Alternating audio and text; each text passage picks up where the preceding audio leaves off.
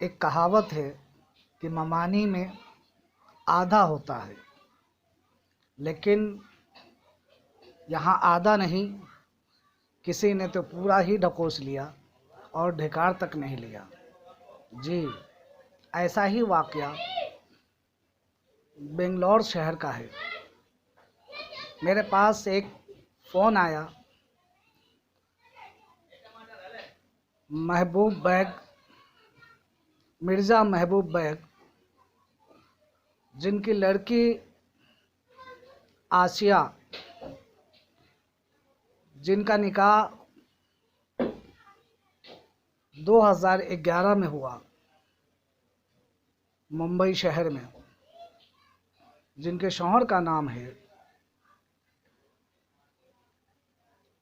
जावेद फिरोज़ खान। जावेद उसका नाम है, फिरोज़ उसके वालिद का नाम। उसके माँ का नाम है शहनाज।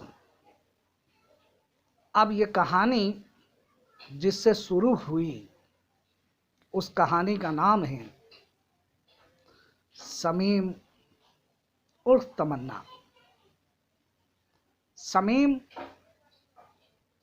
उस जावेद की मामू की वाइफ है और मामू की बीवी के साथ जावेद का प्यार शुरू हुआ, जबकि जावेद शादीशुदा है। उसके पास एक लड़की भी है, लेकिन उसने अपनी ममानी के साथ मोहब्बत का रंग चालू किया। जावेद मदीने में रहता है, उसका कारोबार मदीने के अंदर है। मदीना वो पाक सरजमी है जहाँ पर हर लोग तरसता है वहाँ की ज़ियारत के लिए। लेकिन उस पाक सरजमी पे रह कर के भी जावेद ने अपनी अय्याशी का वो रंग अपनी ममानी के साथ किया कि अपनी बीवी को देखना नहीं चाहता था और अपनी ममानी समीम उर्फ तमन्ना को प्यार करता था। कहीं भी जाता उसे लेकर के जाता। जब भी वो इंडिया आता तो उसे बाहर घुमाने लेकर के जाता, अपनी बीवी को लेकर नहीं जाता। उसकी माँ, जावेद की जो माँ है शहनाज, वो ये कहा करती थी अपने बेटे से कि मुसलमानों में तो चार शादियाँ जायज़ है, तुझे अगर पसंद है तो ये भी शादी कर ले तू। सही है, आपने कहा वो दुरुस्त है, लेकिन 4 शादियाँ किसके लिए है?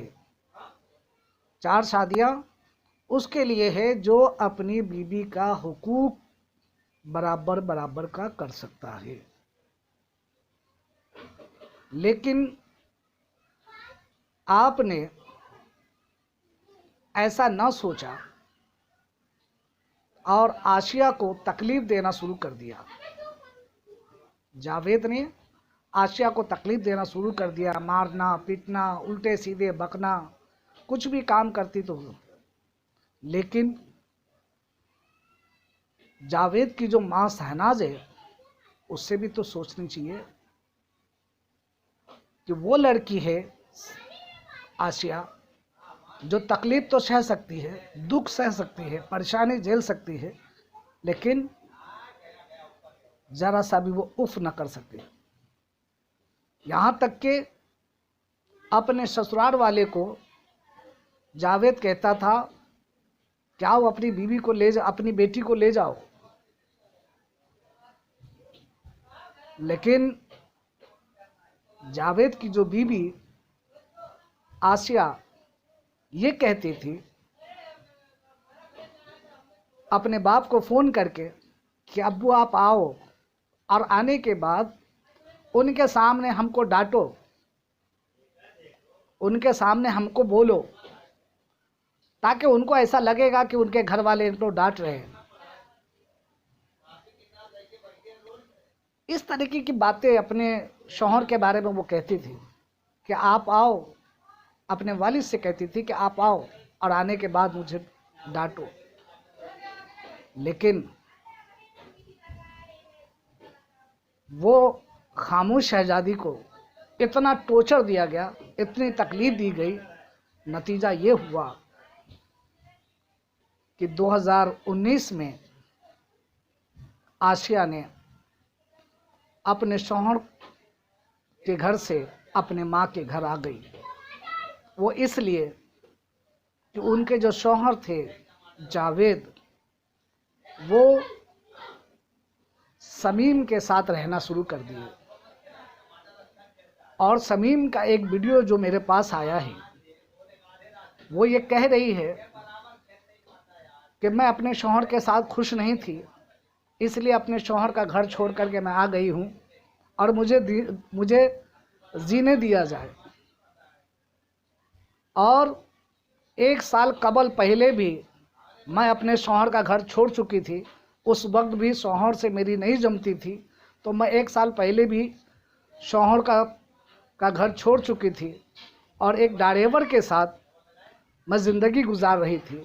फिर बाद में शौहर के साथ मैं होली, अब फिर मेरे शौहर के साथ नहीं जम रहा है, इसलिए मैं जावेद के साथ हूँ, मुझे जावेद के साथ रहने दिया जाए।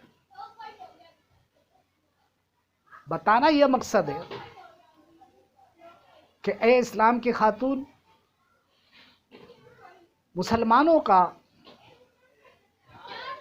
नाम खराब करने वाली ऐसी खातून है ये समीम। अब बताइए, वो मुंह से कह भी रही है, क्या उसे शर्म महसूस नहीं होती? और ऐसी स्थिति में, ऐसी हालत में आज आसिया के पास 2 बेटी है, वो अपने माँ बाप के घर बेंगलोर में रहती है। मैं उस समीम से कहना चाहता हूँ कि मेरी वीडियो अगर तुम्हारे तक पहुँचे तो तुम ज़रा सा एहसास करो अपने आप को, क्योंकि अभी भी तुम जो भी काम कर रही हो वो नाजायज़ है, क्योंकि तुम्हारे शौहर ने तुम्हें तलाक अभी तक नहीं दिया है और जहाँ तुम रह रही हो वो नाजायज़ कर रही हो। इसलिए खुदा की बारगाह में अभी भी तौबा कर लो, रब तुम्हारी तौबा को कबूल कर लेगा। तुम अपने शौहर के पास चली जाओ और इस शौहर को छोड़ दो इसके अपनी बीवी के लिए। और जावेद, अगर तुम्हें ज़रा सा भी एहसास हो तो ये बीवी जो तुम्हारी है वो आज भी तुम्हारा इंतज़ार कर रही है। लेकिन समीम जब अपने शौहर का नहीं हुई तो वो तुम्हारा भी नहीं होने वाली। एक दिन ऐसा आएगा कि तुम्हारी तमाम ज़ायदाद को ये लूट लेगी और फिर तुम्हें धक्के मार के निकाल देगी। इसलिए मैं उन शौहर से भी कहना चाहता हूँ कि अपनी बीवी को अपनाओ, और उस शमीम से कहना चाहता हूँ, उर्फ तमन्ना, तुम अपने शौहर के पास चली जाओ, तौबा कर लो, इसमें तुम्हारी भलाई है।